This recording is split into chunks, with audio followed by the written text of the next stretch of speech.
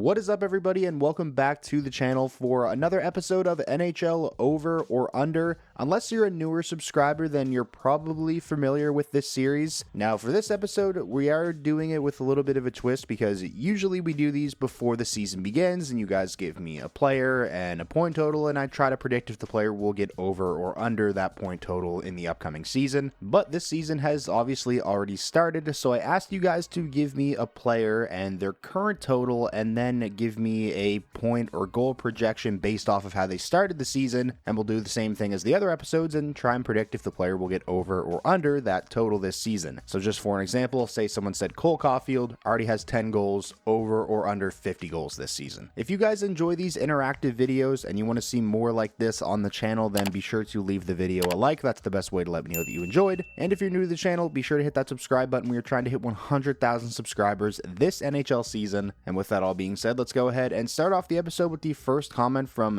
Basty Brand, who says Lane Hutson, 7 points in 11 games so far, over or under 45 points. I'm going to pretty confidently take the over here. I know people like to make fun of Lane Hutson for all the, the head fakes and the spins and the fact that he's not very good defensively yet, but there's no doubt about it, the dude is as dynamic as it gets offensively. 2 points in 2 games last season. Like you said, already 7 in 11 games this season. Still hasn't scored his first goal yet. But when it comes to playmaking, especially making high danger passes in the offensive zone, I think Lane Hutson is already one of the best defensemen in the league at doing that. 5 of his 7 assists so far this season have also came at even strength. He only has 2 on the power play, and he's not even on their top power play unit. I feel like it's only a matter of time before he gets the promotion and takes Matheson's spot as the quarterback of the top unit. No disrespect to Mike Matheson, because he's a great offensive defenseman in his own right, but I definitely think ultimately the end goal for Montreal is having Lane Hutson quarterback their top power play unit. He's probably going to be the guy to do that for the next decade plus. So when that happens, could be at some point this season, I feel like it's only right to assume he's going to start to produce even more. So again, I'm pretty confident in taking the over here of 45 points. Moving on now to the next comment. This one comes from SN Freedom, who says Nico Hischier, 10 goals, 15 points in 12 games currently, over under 37 goals and 90 points. This is another one that I think I'm pretty confidently going to take the over on. Nico Hischier has gotten off to a fantastic start to the season. He's currently tied for the league lead in goals with Cole Caulfield. They're the only 2 players in the league that have hit double digits so far. Now, obviously, I don't expect Nico Hischier to score at a 58 goal pace or whatever pace he's scoring at right now all season long, but even assuming he slows down a bit, I think 37 goals and 90 points is still very achievable. It's not even all that far off from his career highs. This next comment comes from Golf Legend 69, who says Cale Makar, 4 goals, 19 points in 11 games, over under 23 goals, 105 points. I'm leaning towards the over here. I said before the season started that I wouldn't be surprised if Cale Makar hits 100 points this season. I feel like it's only a matter of time before he has a 100-point season. He's coming off of a year in which he just had 90. The 5 is kind of what makes me question taking the over here.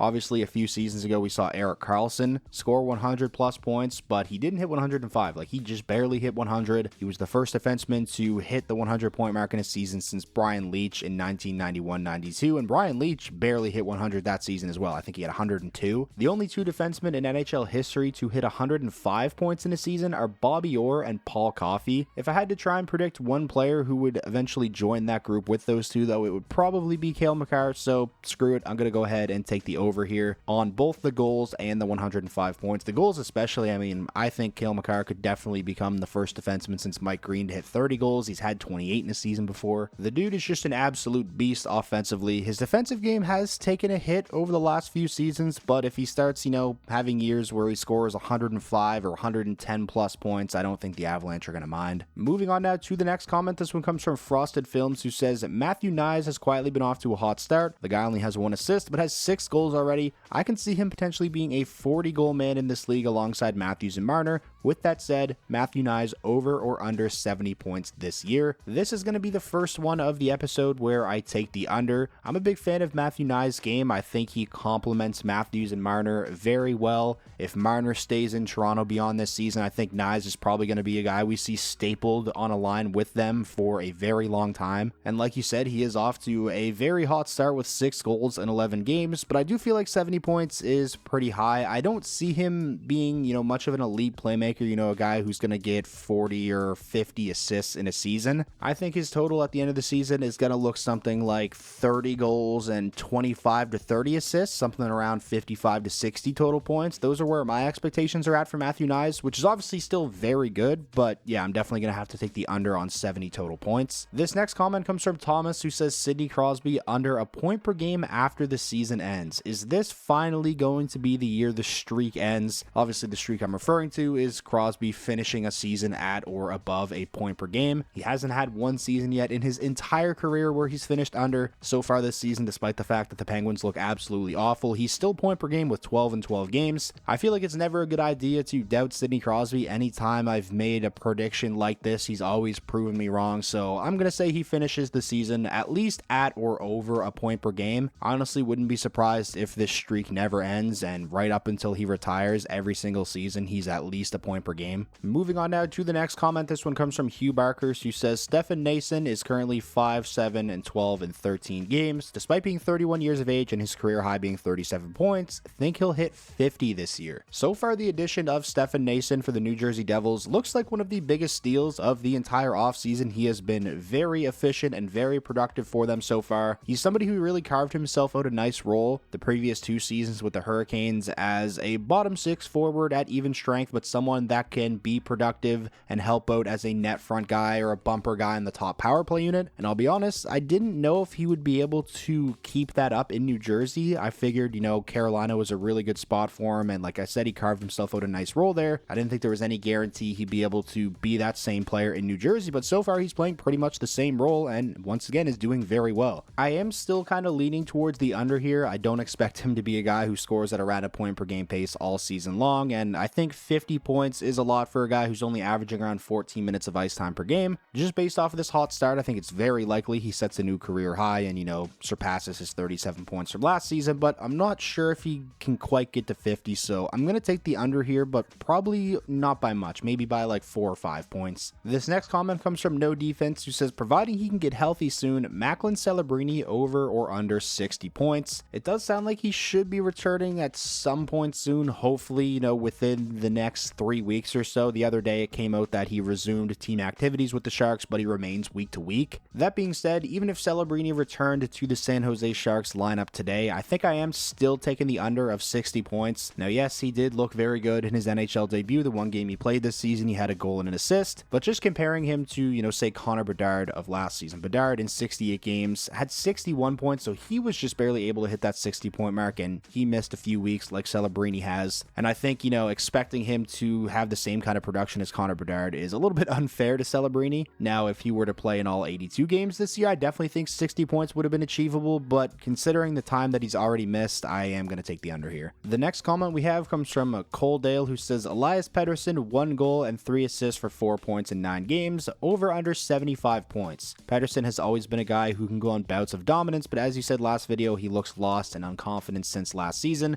Really hope he can put it back together. The Pettersson situation really is fascinating. You have to think maybe the wrist is still bothering him, which is something he alluded to as to why he was so quiet down the stretch last season, because these kind of cold streaks for a player the caliber of Elias Pettersson are kind of unheard of. Like, this is a guy who had 100 points in the 2022-23 season. He looked like he was well on his way to having back-to-back 100-point seasons before he was so quiet down the stretch last season. I mean, the guy only has 1 goal at even strength, I think, since signing his massive contract extension, which is just insane. I'm still a big believer in Elias Pettersson. I think he's someone who plays the game the right way. He's impactful away from the puck, and even when he's not scoring points, like, he's still a very strong 200-foot player, and it goes without saying, but he has obviously had some very bad luck throughout this stretch as well. I think Pettersson is ultimately going to turn things around. He's too good of a player not to, so I am going to take the over of 75 points here. I think Pettersson's the kind of player who can sleepwalk to an 80-point season. The next comment we have comes from Zach Power, who says Brandt Clarke currently 11 points in 11 games, over under 59.5 points to end the season. What do you think? And just quickly before I answer this, just to clarify for some people, because I have gotten comments before like, why do some people put, a number and a half? And that's just so that it can't end on a tie.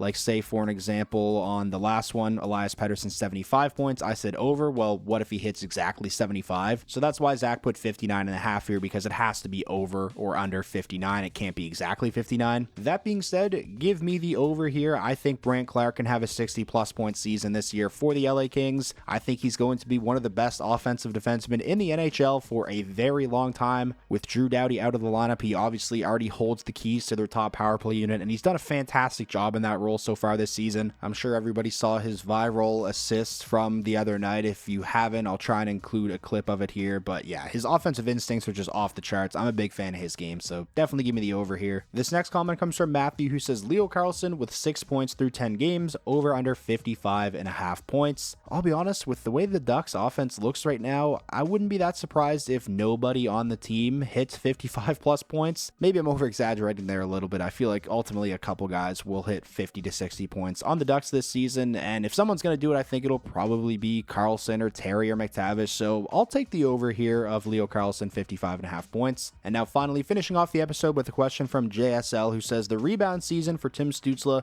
he had 90 points 2 seasons ago and then fell off after dealing with a wrist injury most of last season. Currently has 14 points in 9 games, meaning a 127 point pace. Don't think he'll quite hit that, but over under 95 points. I am right there with you. Can't see him being, a 120 plus point player at least yet, but I do think 95 is definitely achievable, so I will finish off the episode with saying over here. A few seasons ago, like he said, he had 90 points, and then coming into last season, I expected him to take another jump and maybe be a 100 point player. Obviously, we didn't see that, but now this season, he looks primed to be that 100 point guy that I think everyone knows he can be, so definitely taking the over here. So that is going to wrap up this episode of NHL Over or Under. As always, when it comes to these interactive videos, I want to give a huge shout out and say thank you to each and every one of you that participated and left a comment on the post. Even if your comment wasn't featured in the video, just know I read every single one, and I appreciate all of you guys. If you made it all this way to the end of the episode and you ended up enjoying yourself, please remember to leave a like. It's the best way to let me know that you enjoyed, and it does help with the videos a ton. And most importantly, if this was your first time checking out the channel and you want more NHL content just like this all year round, be sure to hit that subscribe button, and I will talk to you all again soon.